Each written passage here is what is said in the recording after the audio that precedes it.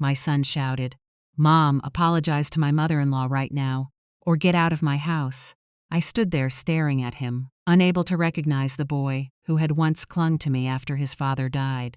Across the room, my daughter-in-law Patricia was pretending to cry, but for just 1 second, I saw it. A tiny smile. A smile that said she had won. I looked at her and said only 3 words. "You'll pay for this." Then I walked out. What she didn't know was that I had spent 26 years keeping every receipt, every bank transfer, every document connected to the life I had built for my son. And 2 weeks later, it was Michael who would come knocking desperately at my door. But to understand why he betrayed me, you have to know what happened before that day. My name is Jennifer. I was 68 years old. For 26 years, I woke up before sunrise and worked at an old sewing machine. Not because I loved working until my hands hurt, because I had a son to raise. In 1997, my husband Anthony died suddenly of a heart attack. He was only 46. Michael was 12. We had no savings to speak of, no insurance, and no second income. I had an old sewing machine and about $200 in the bank, so I started sewing professionally. At first, I repaired dresses and altered clothes for neighbors. Then I started making wedding gowns. Michael grew up listening to the sound of that sewing machine. Sometimes he helped me deliver dresses on weekends.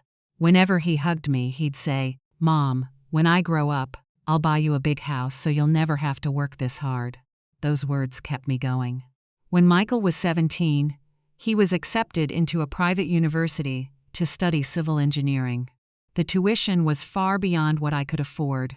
So I worked harder. I sewed until midnight, slept for a few hours, and started again.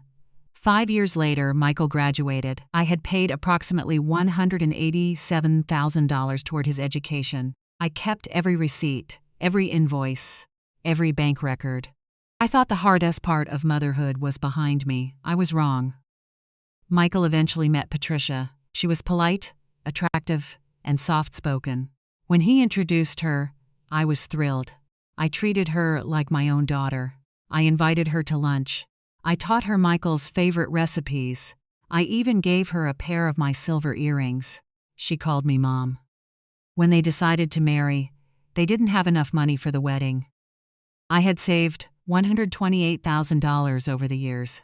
I spent $65,000 of it on their wedding. I even made Patricia's wedding gown myself. She hugged me afterward and said, "Thank you, Mom. I'll never forget what you've done for us." I believed her. 5 years later, Michael's career took off. He began earning a very good salary, and Patricia stopped working. They complained about rent.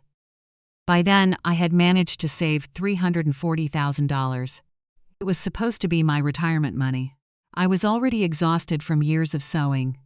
But when Michael told me about a beautiful 2-bedroom condo, I made a decision. I bought it in his name. Every dollar I had saved went into that home. Michael cried when he signed the papers. "Mom, I don't deserve you," he told me. "I'll cherish you forever." Patricia promised I would always have a place there. I believed that too. For the first couple of years, everything seemed fine. Then Michael's income increased dramatically, and Patricia changed. Her clothes became expensive. Her handbags became designer brands. She started going to luxury salons and expensive restaurants. I never judged her. It was their money. But along with her lifestyle came a new attitude toward me.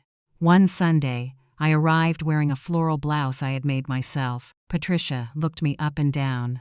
"Mom, don't you think that blouse is a little out of style?" "We have guests today." I asked who. She smiled. "My mom is joining us." When Marlene arrived, she took the seat at the head of the table, the seat I had always used.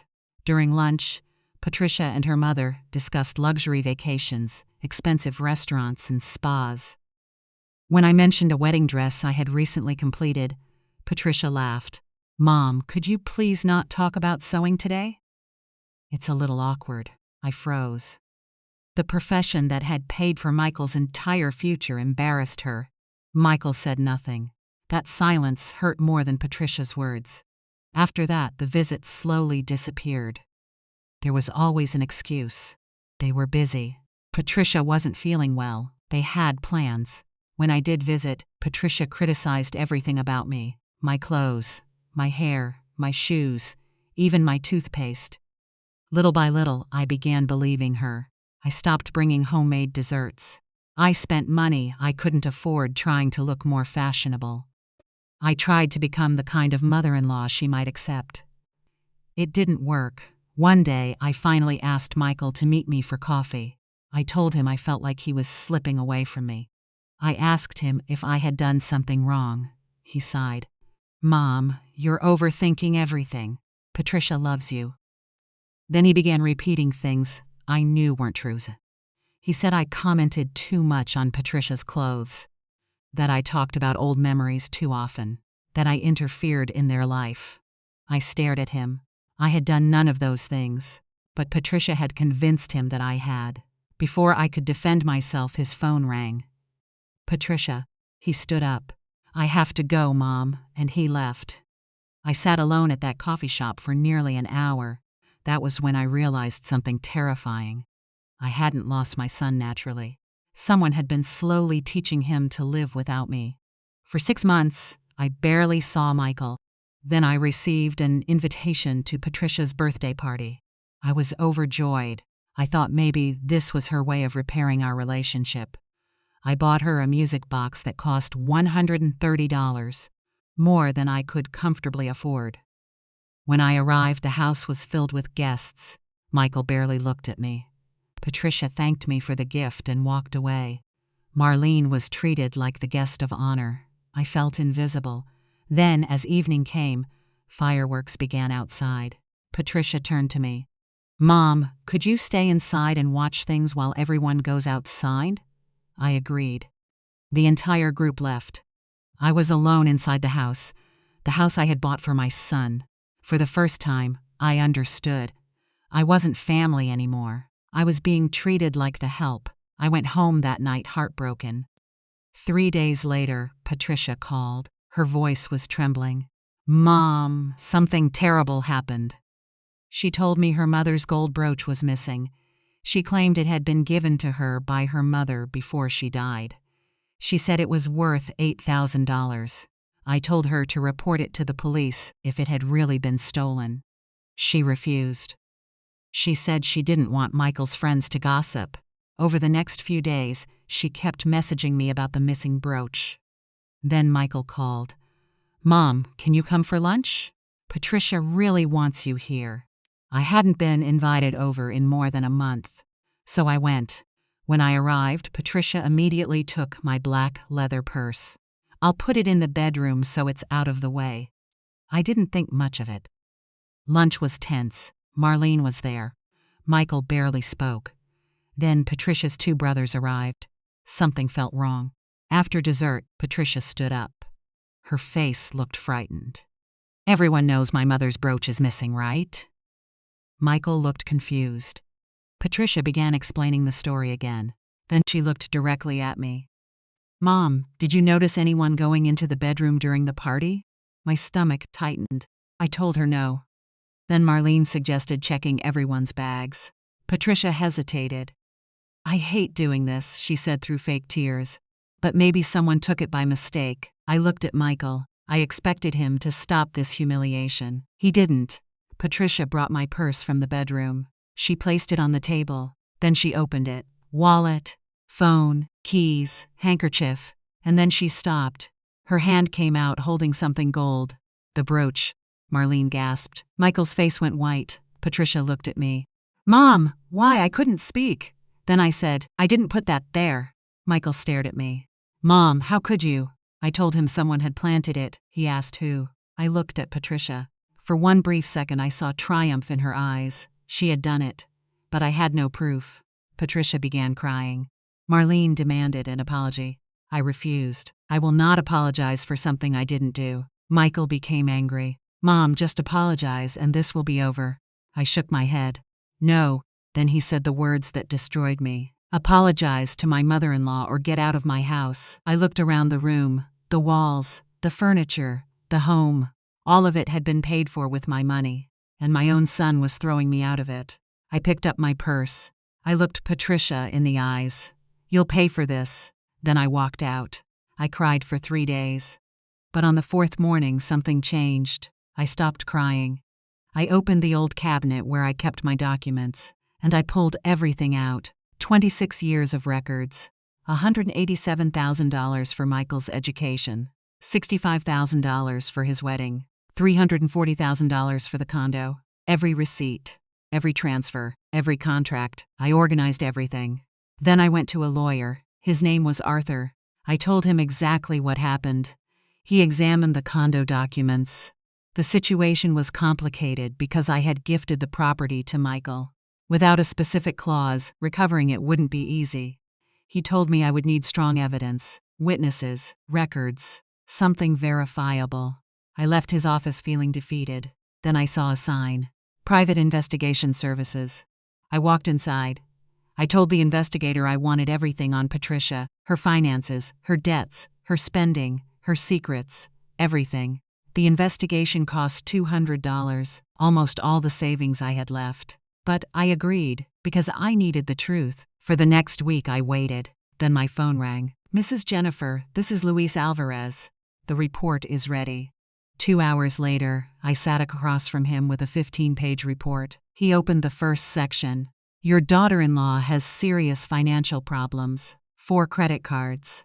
All maxed out. Total debt, approximately $43,800. Luxury clothing, expensive restaurants, designer bags, salons, vacations." Her spending had repeatedly exceeded what Michael could comfortably afford. And she was unemployed. Then he turned to the brooch. "You remember the story that this was her mother's heirloom?" I nodded. He looked at me. "It wasn't." My heart stopped. He explained that Patricia had purchased the brooch from a luxury consignment store for $890, not $8,000. Her mother hadn't given it to her. Her mother was alive. The entire story had been fabricated. Patricia had purchased the brooch and planted it in my purse. Then Luis showed me something else. Michael and Patricia's joint bank account. Michael had deposited $34,600 in savings. After that, there were repeated cash withdrawals. $5,000, $30s, $2,800, $4,200. Patricia wasn't just trying to remove me from Michael's life. She was draining his money. The entire puzzle finally made sense. The luxury lifestyle, the lies, the isolation, the brooch. It had all been part of a larger pattern. I took the report to Arthur. This time, his reaction was different. He said the evidence gave me a much stronger position. We prepared a legal notice demanding the return of the condo or its value. Based on the circumstances and the evidence, the notice was delivered to Michael's workplace. Then I waited. I didn't call. I didn't text. I didn't beg. For the first time in years, I simply lived my life. 10 days passed. Then late one night, someone started pounding on my apartment door. "Mom! Please open the door." It was Michael, but it wasn't the Michael who had thrown me out. His voice was broken. When I opened the door, he looked exhausted. His clothes were wrinkled.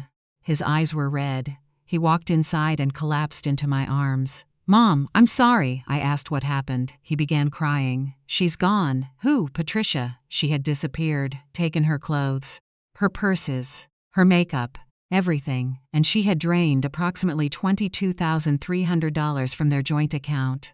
Then she left a note blaming Michael for being weak and for allowing his mother to remain in his life. But that wasn't all.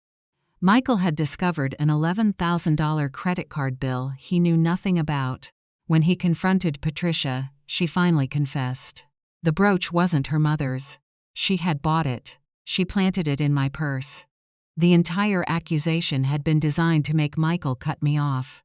Patricia wanted Michael all to herself. She wanted me gone. And now Michael finally understood. He looked at me. "Mom, I'm trash." "I didn't say anything," he continued. "I believed her. I threw you out of your own house. And now I've lost my money, my dignity, and almost my mother." Then he told me he had received my lawyer's notice. He knew I had every right to fight for the condo. He had approximately $17,000 in debt under his name because he had co-signed for Patricia. "I don't have the money to repay you," he whispered. I looked at my son. The same boy I had raised alone. The same boy I had sacrificed everything for.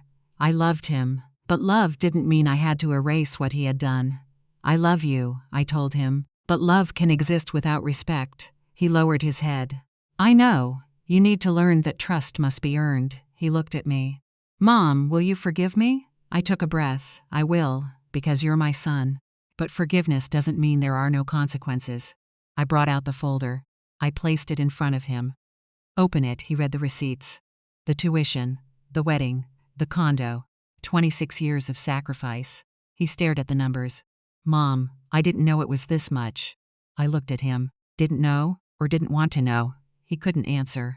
Then I told him my condition. You will sell the condo. His face went pale.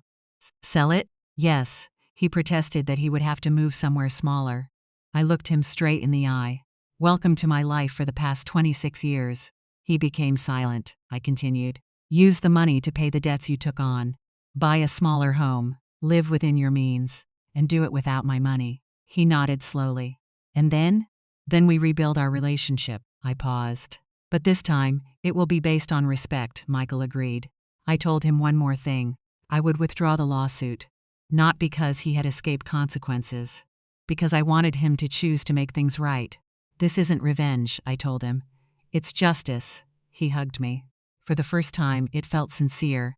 6 months later, Michael sold the condo for approximately $385,000. He paid his debts, the remaining car loan, taxes and selling expenses.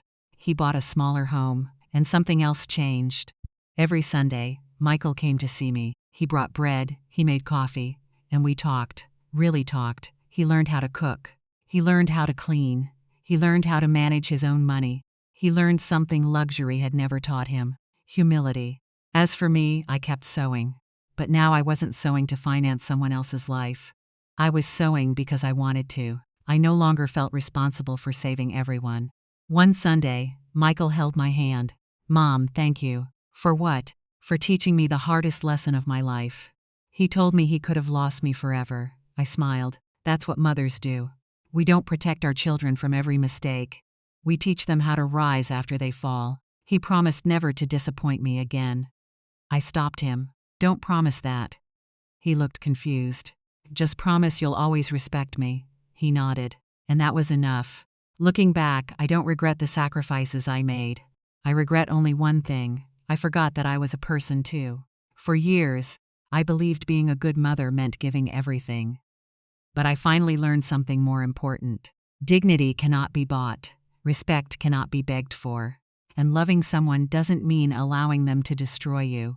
Sometimes the strongest thing you can say to someone you love is, enough. And sometimes, walking away isn't the end of the relationship.